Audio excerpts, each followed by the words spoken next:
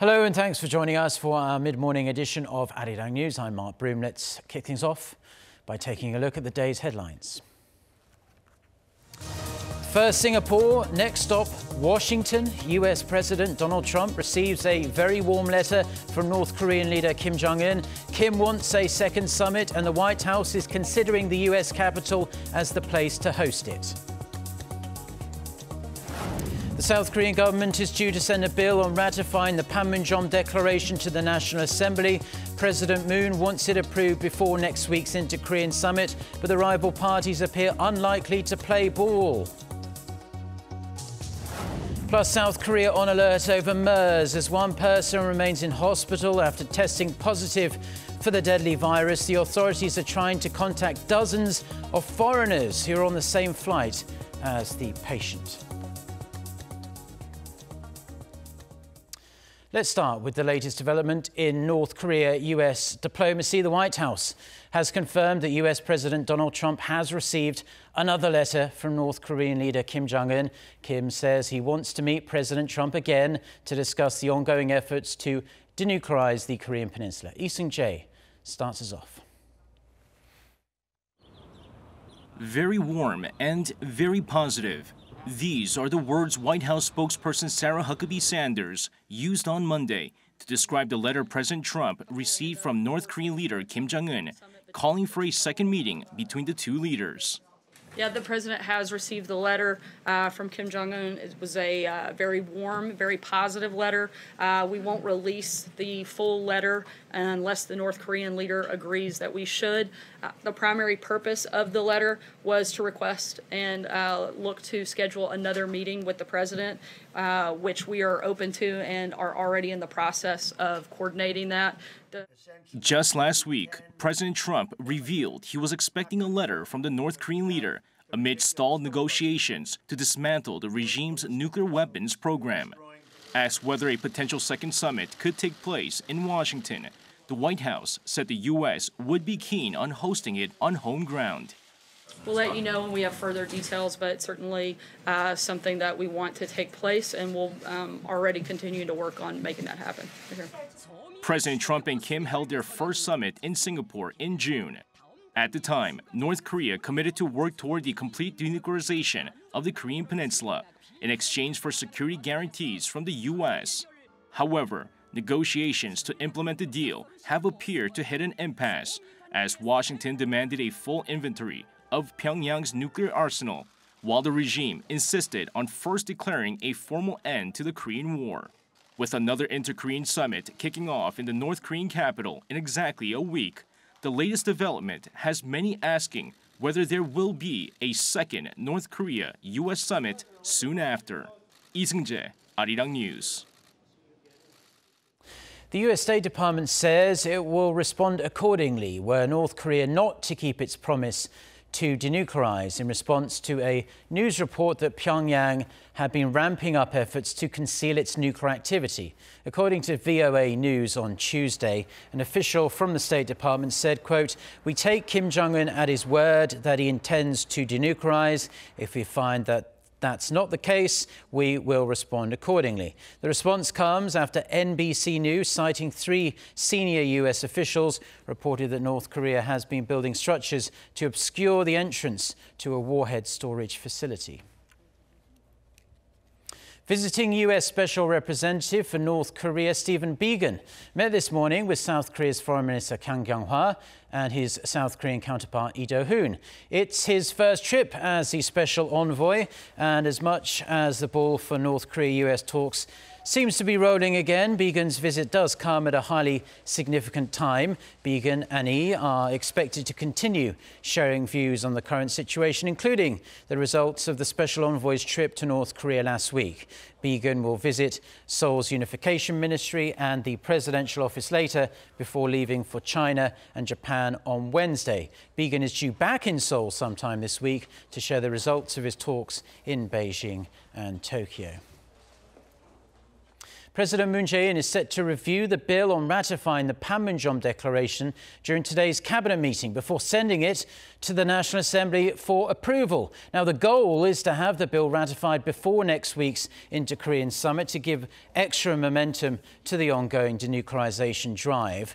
The bill and the cost of implementing the declaration is expected to be sent to lawmakers once the cabinet meeting is over.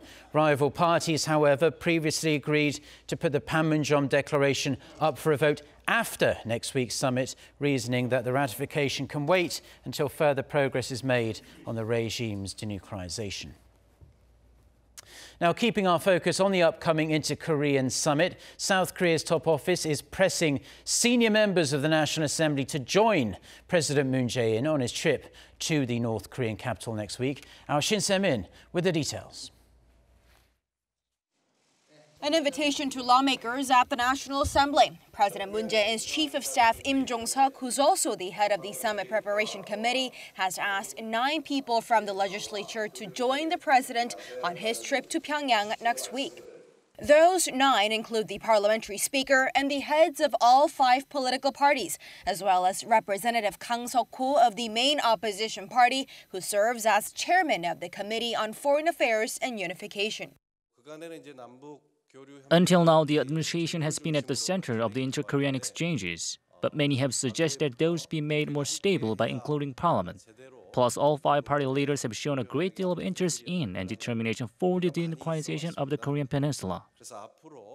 Though the invitation might be a political burden for the legislators or could even conflict with their schedules, Im said he sincerely asked them to join for a greater cause because the Pyongyang summit comes at a critical time for denuclearization, opening up a new chapter for the Koreas. But at this point, the parties remain sharply divided. The ruling Democratic Party, the minor opposition Party for Democracy and Peace, and the minor Progressives Justice Party wasted no time in welcoming the invitation. On the other hand, the main opposition Liberty Korea Party and the minor opposition Parliamentarian Party voted against the trip. The National Assembly Speaker and his deputy also rejected it, reasoning that they should focus on parliamentary affairs. Such a rift, however, was somewhat expected, since the parties had only just failed to agree on ratifying the Panmunjom Declaration, the deal struck by the leaders of the 2 Koreas during their first summit back in April. Regardless, the government still plans to submit a bill on ratifying the deal to Parliament this Tuesday. And as for who else is going to Pyongyang next week for the summit, the head of the preparatory committee says that the 2 Koreas have agreed to keep the size of the South Korean delegation at about 200 people. Shin Se-min, Arirang News. Now, staying with the pre-summit developments, Seoul's national security advisor held phone talks with his Russian counterpart on Monday to brief him on the outcome of his recent trip to the north. The Blue House confirmed the 35-minute phone call between Jong Il-yong and Nikolai Patrushev, the secretary of the Security Council of Russia. The 2 shared views on issues regarding the Korean Peninsula and ways to develop bilateral relations between Seoul and Moscow. They also agreed to maintain close communication and cooperate to realize denuclearization and establish permanent peace in the region. The Blue House also confirmed that Jong also spoke with U.S. National Security Advisor John Bolton on Monday evening, Korea time. The 2 pledged to cooperate closely together in light of the upcoming Inter-Korean summit. Statement, but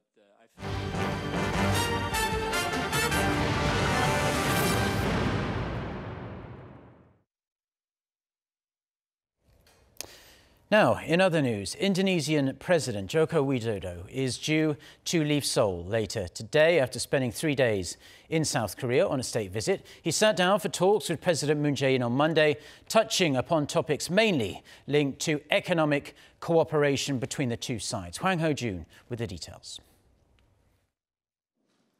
A visit in return, 10 months after President Moon Jae-in made Jakarta the destination for his first state visit as president.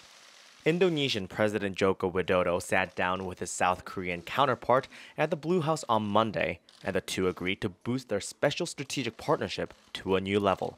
우리는 수교 45주년을 축하하며 깊어진 우정과 신뢰를 확인했습니다. 작년 11월 정상회담의 공동 비전 성명에 담긴 합의 사항에 많은 진전이 있었음을 높이 평가하고 특별 전략적 동반자 관계로서 협력의 폭과 깊이를 더욱 확대하기로 했습니다. The name of the game was economic cooperation. During their joint press conference, the two leaders decided to further facilitate high-level exchanges and policy consultations while also boosting trade between their countries. According to President Moon, the trade volume between South Korea and Indonesia reached $9.8 billion in the first half of this year. And he confirmed that he and President Widodo agreed to try and increase that number to $30 billion by the year 2022. They also agreed to expand bilateral cooperation in areas such as digital startups, using information and communication technology, while continuing cooperation in the infrastructure and clean energy sectors. Accordingly, the leaders witnessed the signing of MOUs for the two countries in sectors including immigration control, economy, maritime security, and research on industrial innovation.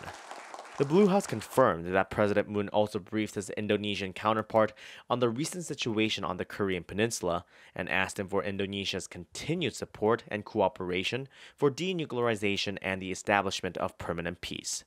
Throughout the day, President Moon made it clear that Indonesia is one of South Korea's key partners. For the first time in Korea's modern history, South Korea's first couple greeted the Indonesian first couple with a special ceremony at Changdeokgung Palace on Monday morning. One of the 5 grand palaces in Seoul and also a registered World Heritage Site, Changdeokgung is known as a place where the kings of the Joseon dynasty would discuss state affairs with their officials and would receive foreign envoys. President Moon also hosted a state dinner at the Blue House in the Indonesian leader's honor. After dinner, as part of an event designed to promote friendship between the two leaders, Presidents Moon and Widodo made a short visit to the Dongdaemun Design Plaza, which is where the main press center for next week's Inter-Korean Summit in Pyongyang will be set. With President Widodo's visit, Indonesia has become the first of the ASEAN nations to have exchanged state visits with South Korea since President Moon took office. Hong Ho-jun, Arirang News. Now to a story that's playing on a lot of people's minds here in the country. The South Korean government is keeping close tabs on 21 people who came into close contact with a man who tested positive for MERS last week. However, the government has admitted that it hasn't been able to contact 50 of the 115 foreigners who had non-direct or, quote, ordinary contact with the patient. Those who came within 2 meters of the MERS patient are considered to have come into close contact. Those further away than 2 meters, ordinary contact. As of Monday, 6 people, including 1 flight attendant who had close contact with the patient, they've all undergone tests. Of them, a British woman tested negative twice and was sent away from hospital. The 5 others are awaiting a second round of tests after testing negative the first time. During the 2015 MERS outbreak in South Korea, dozens of people died after contracting the virus. So this all came about after a 61-year-old man tested positive for MERS over the weekend after spending a few weeks in the Middle East. With South Korea's recent history with the deadly virus and the widespread panic it caused in 2015, the government really wasted very little time taking extremely tough countermeasures to hopefully prevent another outbreak. Hong Yu reports. The deadly MERS virus that killed 38 people 3 years ago has returned to Seoul. A man was diagnosed with the disease on Saturday after returning from Kuwait. Worried that South Korea could see a repeat of the 2015 outbreak, the government is under emergency alert, trying to tackle the virus quickly and accurately to prevent it from spreading. The government has assigned officials to monitor the 439 people that were on the same flight as the patient and check for any symptoms. This time, the people on the same flight will be under active monitoring. They will not be isolated in their homes, but their designated officials will check their health every day. One English woman who was on the same plane as the MERS patient was tested for infection because she had a fever. The first examination shows she was not infected, but the Ministry of Health and Welfare will put her through a second examination before discharging her from hospital. Meanwhile, one South Korean citizen in Kuwait was working for the man diagnosed with MERS in Seoul took a medical examination in Kuwait after showing symptoms of MERS.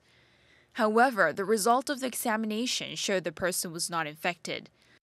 11 other Koreans in Kuwait concerned of having caught MERS also had medical checkups, but were found to have not contracted the virus. The South Korean Minister of Health and Welfare said they're tracking down MERS patients' whereabouts for the past days in Kuwait, and that Seoul is working with the government of Kuwait to take safety measures if anyone shows symptoms of MERS. Hong Yu, Arirang News. Now, signs are pointing toward a gradual economic slowdown here in South Korea. According to the OECD on Monday, the composite leading indicator for South Korea marked 99.2 for July, and that's 0.2 point lower than the previous month. The indicator is used by the OECD to predict a country's economic conditions 6 to 9 months down the road. The assessment is based on the performance of the nation's benchmark KOSPI and reports released by the Bank of Korea and Statistics Korea. A reading below 100 means an economy is in a downtrend. South Korea's CLI has been falling for 16 months in a row now. Some better economic news, though, at least for one big company here in Korea. Samsung Electronics has leapfrogged Facebook to regain its spot as one of the 5 most valuable brands in the entire world. The South Korean tech giant was the only non-US company to land in the top 5. Kim Ji-yeon reports. Korean tech giant Samsung Electronics has been ranked the 4th most valuable brand in the world, a major jump from last year's 7th place ranking. It trails behind US tech giants Amazon, Apple, and Google, but is ranked just ahead of Facebook. A report released by UK-based brand valuation and strategy consultancy Brand Finance shows Samsung's brand value surged by 57% from last year's estimate to nearly $78.8 billion. It's now worth 8 times more than the next highest Korean brand in the rankings, Hyundai Motor Company, which has an estimated value of around $10 billion. The report attributes Samsung Electronics' success this year to its resilience in overcoming difficult challenges, ranging from problems connected to the exploding Galaxy Note 7 series in 2016 to the jailing of its vice chairman Lee Jae-yong on bribery charges last year. It says despite these issues, the company still recorded high-volume sales of LCD screens to manufacturers across the world, as well as strong sales of other electronic components and mobile phones. The report says in addition to measuring overall brand value, which is defined as a net economic benefit that a brand owner would achieve by licensing the brand on the open market, Samsung received accolades in terms of brand strength, which is assessed on factors used to determine how much the brand itself contributes to a business's revenue. Kim Ji-yeon, Arirang News.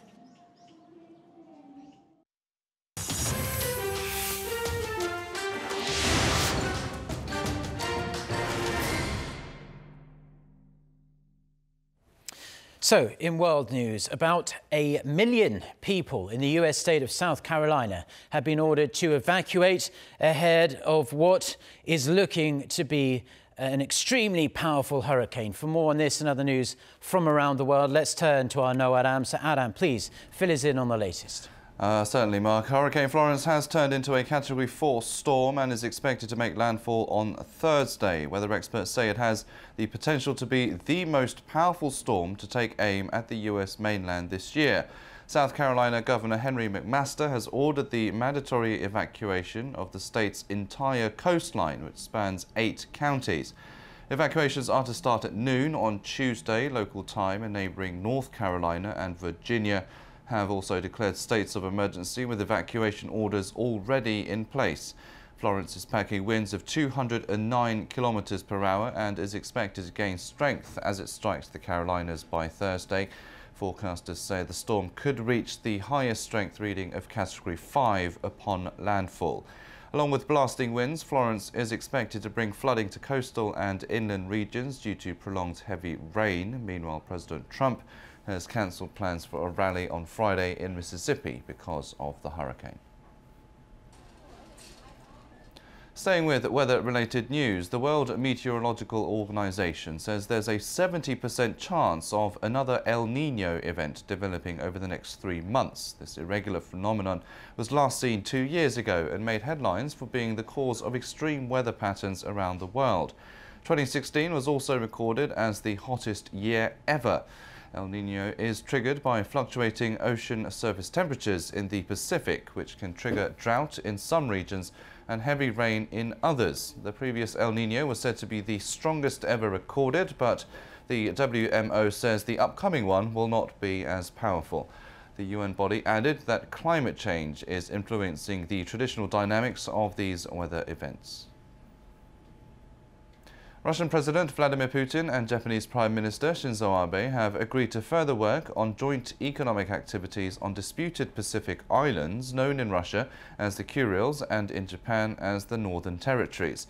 The pair met in Vladivostok on Monday ahead of an annual economic forum. Although both leaders admitted the territorial issue was difficult to resolve in the near future, they did pledge to work harder towards that goal. They added that bilateral relations are continuing to grow as a result of their repeated meetings.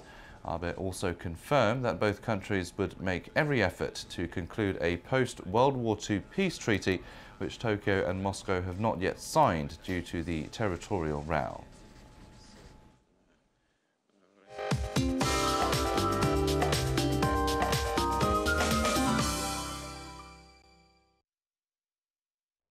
Good morning. It's another day with big temperature fluctuations. There will be temperature gaps of nearly 10 degrees Celsius for the time being, so be sure to dress accordingly. And for most of the day, many regions can enjoy fine autumn skies, but UV rays will be high while the air is getting drier as well. And again, most parts can expect some big jumps in the temperatures by the afternoon. And Seoul could be one of the warmest cities today, topping out at 27 degrees. Let us all try to make the most of the nice weather conditions this afternoon. With that, let's take a look at the international weather for viewers around the world. So South Korea will have pretty much a repeat of yesterday's weather conditions, while most parts of North Korea will see pleasant early autumn weather as well. New Delhi witnessed its longest wet spell in the month of September in 22 years. Sydney is in for a balmy spring week with temperatures in the mid to high 20s, both in the city and in the west. And as Nuaram says, residents along the U.S. Atlantic coastline around South Carolina should prepare for a possible strike from Hurricane Florence later this week. And as for South America, most major cities on the map will enjoy mostly sunny skies. Taking you to Europe, London will have a cloudy Tuesday, and rain on Wednesday will bring down the morning temperatures to single digits. Lastly, to Africa, over in South Africa, extremely high fire danger conditions are expected for parts of the Northern Cape. And that's the weather update for now.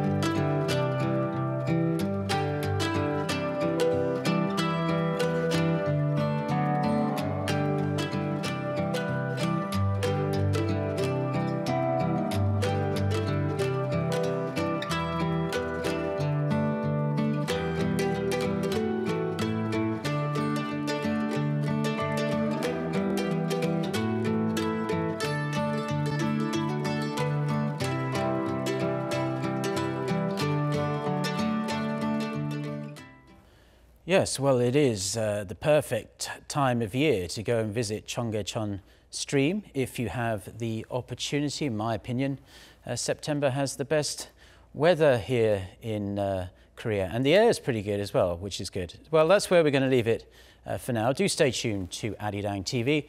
As I like to remind you, we have our next newscast is coming up at noon Korea time. That's with our very own Lee Ji-yoon. So until then, goodbye.